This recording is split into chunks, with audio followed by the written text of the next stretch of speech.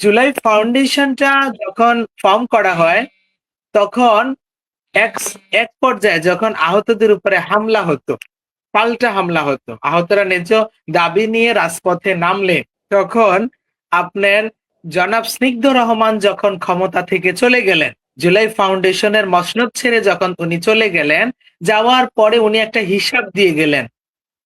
সেই হিসাবের স্বচ্ছতা বা সবকিছু আমরা পাইনি। সেই ওনার হিসাব থেকেই, আমরা তো কেউ ব্যাংকার না, শহীদ ইয়ামিনের বাবা আঙ্কেল ব্যাংকে জব করে, আপনি জানেন কিনা আমি জানি না। উনি ব্যাংকার, উনি বলল যে এই অতিরিক্ত 9 কোটি টাকা আহতদের দেওয়া হয়েছে, এরা কোন আহত?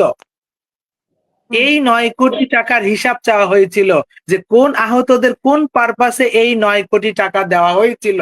সেই 9 কোটি টাকার হিসাব শহীদ ইয়ামিনের বাবা, আমাদের যে মহিউদ্দিন আঙ্কেল, উনি বারবার, আমাদের একটা কেন্দ্রীয় গ্রুপ আছে, ওখানে প্রশ্ন চাওয়া হয়েছিল জনাব স্নিগ্ধ রহমানের কাছে এবং ফাউন্ডেশনের কর্মকর্তাদের কাছে, কিন্তু এটার প্রশ্নের উত্তর আমরা পাইনি। তার মানে কি বোঝা যায়, যে আহতরা আইসা পাল্টা আক্রমণ করত, তারাই কি সেই 9 কোটি টাকার সুবিধাভোগী কি না? প্রশ্ন রেখে গেলাম। তখন থেকে ডিভাইডেশন এক্সট্রা কিন্তু ফ্যাসিলিটিস দিয়ে এখন তো শেষ বলা হয় যে তারা আবার বেতন পায় আমি না। বলি আমি বলি এটা এটা গেল 1 নাম্বার কথা, শহীদ পরিবারের আহতদের বিষয়। এখন শহীদ পরিবারের বিষয়টা যদি আসি, আপনি, আমরা আগেও বলেছিলাম, শহীদ পরিবারের মধ্যে 5 থেকে 10 জন শহীদ পরিবারকে ছাত্র উপদেষ্টারা এবং উপদেষ্টারা তাদের কুক্ষিগত করেছিল। তারা ভেবেছিল জুলাইটাকে যেরকম কুক্ষিগত করার চেষ্টা করেছিল, তবে তারা ব্যর্থ হয়েছে, তারা ফেল হয়েছে। এবং তারা ঠিক তদ্রুপ ভাবে তারা চিন্তা করেছিল যে ওই 10 জনকে দিয়ে মনে হয় আমরা সমস্ত শহীদ পরিবারটাকে কোঅপ্ট করে ফেলবো, সমস্ত শহীদ পরিবারটাকে আমাদের হাতের মুঠোয় নিয়ে আসবো। কিন্তু সেখানেও তারা ব্যর্থ হয়েছে, কারণ আমরা শহীদ পরিবার দেখতেছে তাদের পাশে বিপদে আপদে কারা ছিল, ছিল একমাত্র সোসাইটি, ছিল একমাত্র আমাদের সংগঠন। আমাদের সংগঠনের প্রত্যেকটা নেতা কর্মী আপনারা দেখেছেন বিগত 1.5-2 বছরে তাদের নিজেদের ঘাম জড়িয়েছে, রক্ত জড়িয়েছে। একজন আমাদের এখানে আছে, উনি হার্ট অ্যাটাক করেছেন, এই বিচারের জন্য আন্দোলনে গিয়ে শহীদ আলভির বাবা, আহনাফের আম্মা পেটে লাথি খেয়েছেন, শহীদ সজলের ভাই এখানে আছে সেলিম ভাই, উনি আহত হয়েছেন, আমার বোনেরা আহত হয়েছেন, আমার মায়েরা আহত হয়েছেন, এরকম। তো আমরা সবাই রাজপথে ছিলাম 95%, কিন্তু শুধু অনলি 5%-এরও কম, 2% সুবিধাভোগী, তারা খালি আমাদেরকে টানতো গোল টেবিল মিটিং এর জন্য, যে গোল টেবিলে আসো। আমরা দেখেন, গোল টেবিলে যদি, আমি আগেও বলতাম, গোল টেবিলে যদি সবকিছু হয়ে যেত তাহলে ছাত্ররা রাজপথে আসতো না। গোল টেবিলে কিন্তু বসার জন্য অনেক ডেকেছিল তাদেরকে, হাসিনার ডাকে কিন্তু সাড়া দিয়ে আমাদের ছাত্র ভাইরা বা আমাদের বাংলার ছাত্র জনতা কেউই কিন্তু সাড়া দেয়নি। কারণ গোল টেবিলে বসা মানে আন্দোলনটাকে রোধ করে দেওয়া, ভিন্ন ঘাতে প্রবাহিত করা এবং এটাকে নস্যাৎ করে দেওয়ার একটা কাল ষড়যন্ত্র। ঠিক তদ্রুপ ভাবে আমাদের শহীদ পরিবারের মধ্যে 5 থেকে 10টা গুটি কয়েক চাটুকারিতা করে আমাদেরকে ডাকতো আইন উপদেষ্টা, যে নাকি একটা দালাল ছিল, জুলাইটাকে, বিচারটাকে ধ্বংস করে গেছে। তার প্রবাহিত হয়ে, ছাত্র উপদেষ্টাদের প্রবাহিত হয়ে তারা আমাদের মধ্যে, শহীদ পরিবারের মধ্যে গ্যাঞ্জাম লাগাতো, শুধু শুধু গ্যাঞ্জাম লাগাতো।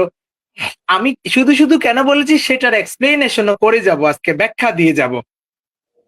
তো আমরা কিন্তু আমাদের, তারা কি করেছে, উপদেষ্টাদের সাথে থেকে কেউ তাদের বাসায় 71টা গ্যাসের লাইন নিয়েছে, কেউ তার শালাকে জাদুঘরের ডিরেক্টর বানিয়েছে, কোন 2-3 জনকে ফাউন্ডেশনের চেয়ার দিয়েছে, হাজার হাজার কোটি টাকার, কাউকে স্কাউটের সদস্য সচিব বানিয়ে দিয়েছে, কাউকে এই ফ্যাসিলিটিস দিয়েছে, কাউকে ওই ফ্যাসিলিটিস দিয়েছে। এবং কি গোপন সূত্রে আমি জানতে পেরে, আমরা ইনভেস্টিগেশন করে দেখেছি, আসিফ মাহমুদ ক্ষমতায় থাকাকালীন সময়ে 20টা পরিবারকে 25 লক্ষ টাকা করে দিয়ে গিয়েছিল সিটি কর্পোরেশন থেকে। সেই কোন 25টা পরিবার, সেটার রহস্য উন্মোচন করুন, আপনারা সাংবাদিকদেরকে আহ্বান করতেছি। সেই 25টা পরিবার যারা আজকে দেখবেন বিভিন্ন সরকারি প্রোগ্রামগুলিতে উঠে বিশৃঙ্খলা সৃষ্টি করে, মাহাদি আমিন ভাই সবচেয়ে শান্ত একজন মানুষ, তার একটা প্রোগ্রামে বিশৃঙ্খলা সৃষ্টি করে, বিভিন্ন সরকারি প্রোগ্রামে কৃষিবিদ ইনস্টিটিউটে পিএম এর সামনে উঠে প্রোগ্রাম চলতেছে সুন্দরভাবে, হুট করে উঠে মানুষকে ভূতে ধরলে যেরকম করে ঠিক এরকম শুরু করে দেয়। এরা সেই সুবিধাভোগী পরিবার যারা কিনা বিগত শাসন আমলে একটা যে দুঃশাসন ছিল আমি বলবো, কারণ সুশাসন এভাবে চলে না। তারা কিন্তু অ্যাজ ইউজুয়ালি গতানুগতিক ক্ষমতায় বসে নাই। তারা বসেছিল ১,৫০০ মায়ের সন্তানের জীবনের উপরে পাড়া দিয়ে, ৩০,০০০ মায়ের সন্তানের রক্তের সাগরে হোলি খেলার উপরে পাড়া দিয়ে সাঁতরিয়ে গিয়ে ক্ষমতায় বসেছিল।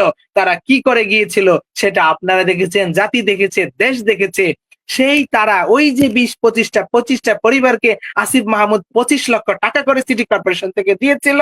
তারা আজকে সেই গ্যাঞ্জাম পাকাচ্ছে, তারা আজকে ঝামেলা করতেছে। কারণ হলো তারা তাদের রিক্রুটেড, তাদের ইন্ধন দিতেছে। ওই যে আমি মাঝে মাঝে বলতাম আল্লাহ বলেছিল মিনাল জিন্নাতি ওয়ান নাস, মানব শয়তান আর জিন শয়তান থেকে দূরে থাকো। ওই তাদেরকে জিন শয়তানে ধরে, যারা বিভিন্ন সুন্দর সৌহার্দ্যপূর্ণ একটা অনুষ্ঠানে সুন্দর পরিবেশে উঠে জিন নিয়ে ধরে যায়, মানব জিনের এই মানব শয়তানদের ইন্ধনে ওয়াসওয়াসার কারণে তারা এই প্রোগ্রাম গুলোকে নস্যাৎ করার চেষ্টা করে। এটা একটা কথা।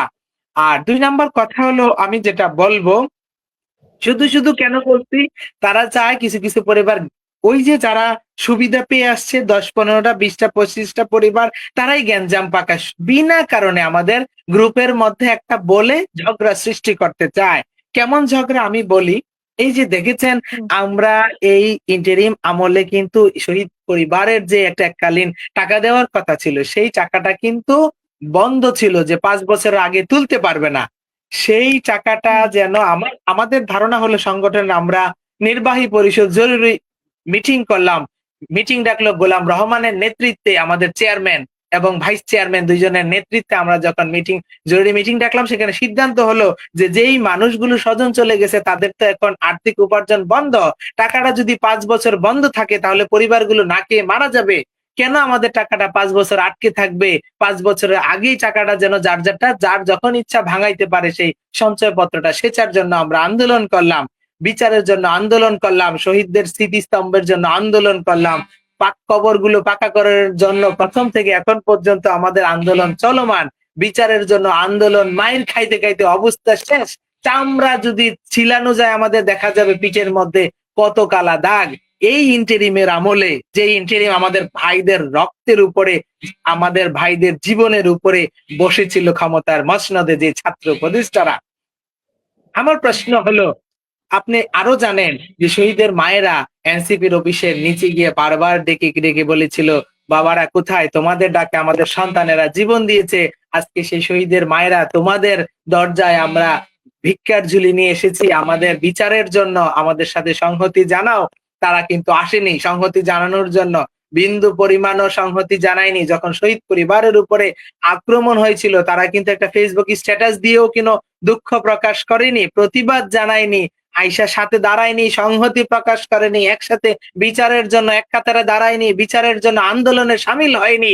এখন যেগুলো বলতেছে এগুলো প্রহসন ছাড়া আর কি? জাতির কাছে দ্বিতীয় প্রশ্ন রেখে গেলাম। ৩ নাম্বার কথা হলো, ওই যে সুবিধাভোগী ২৫ জন শহীদ পরিবার যারা আসিফ মাহমুদ থাকাকালীন সময় ২৫ লক্ষ টাকা করে নিয়েছে, এবং কি তাদের কাছ থেকে গ্যাসের লাইন, শালাকে জাদুঘরের ডিরেক্টর, কাউকে ফাউন্ডেশন, কাউকে এখন জুলাই জাদুঘরের ডিরেক্টর, কাউকে এম্বাসিতে চাকরি দিয়ে বিভিন্ন সুযোগ দিয়ে যেগুলো করে গেছে, এই তারাই গ্যাঞ্জাম পাকাচ্ছে কেন? দেখেন ৪ জুলাই যখন আমরা প্রোগ্রামটা করি, জুলাই জাতীয় সম্মেলন ২ যখন আমরা করি, সেখানে কিন্তু আমাদের হাতে কোনো পরিমাণ টাকা আমাদের হাত দিয়ে যায়নি।